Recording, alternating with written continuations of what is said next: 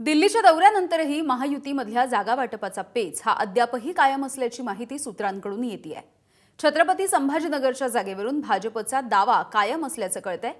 फडणवीस आणि शिंदे यांच्या दिल्लीच्या दौऱ्यानंतरही संभाजीनगरचा जो तिढा आहे तो अद्यापही सुटलेला नाहीये। संभाजीनगरच्या जागेसंदर्भात प्रदेश नेतृत्वाची शीर्षस्थ नेत्यांच्या समोर आग्रही भूमिका असल्याची देखील माहिती मिळतेय।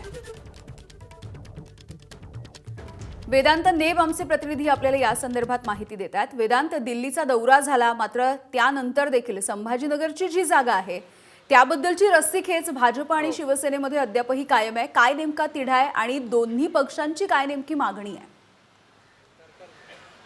आपण बघितलं होतं मागील 2 दिवसांपासून 3 जागांवर, विशेष करून आपण बघितलं पुण्याची जागा, नाशिकची जागा आणि छत्रपती संभाजीनगरची जागा, या 3 जागांवर महायुतीमध्ये चर्चा सुरू होती। छत्रपती संभाजीनगर विधान परिषद आणि नाशिक विधान परिषद या दोनपैकी एक जागा ही भाजपला हवी आहे आणि शिवसेनेनं दोन्ही जागांवर दावा सांगितलेला आहे आणि त्यामुळे ही चर्चा पुढे जात नव्हती आणि पुण्याच्या जागेसंदर्भात भाजप आणि राष्ट्रवादी काँग्रेसची चर्चा सुरू होती आणि ती जागा राष्ट्रवादी काँग्रेसला दिली जाणार असल्याचं माहिती सूत्रांकडून कळते। त्यामुळे नाशिकची जागा शिवसेना आणि आता एक पेच उरलेला आहे तो म्हणजे छत्रपती संभाजीनगरची जागा। यासाठी भाजप प्रदेश नेतृत्व हे आग्रही आहे, कारण छत्रपती संभाजीनगरमध्ये स्थानिक स्वराज्य संस्थांचं जर गणित बघितलं तर भाजपचं वर्चस्व आहे आणि त्यामुळे ती जागा आपल्याला मिळावी यासाठी भाजप पूर्णपणे प्रयत्न करणार आहे।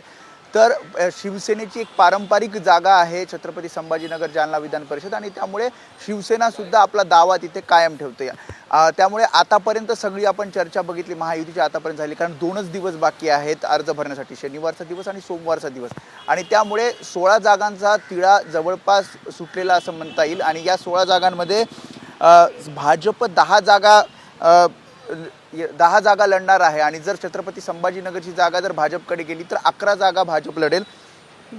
शिवसेना 4 जागा लढते आणि जर संभाजीनगरची जागा जर शिवसेनेला मिळाली तर शिवसेना 5 जागा लढू शकते। तर राष्ट्रवादी काँग्रेसला 2 जागा सोडण्यात येत आहेत।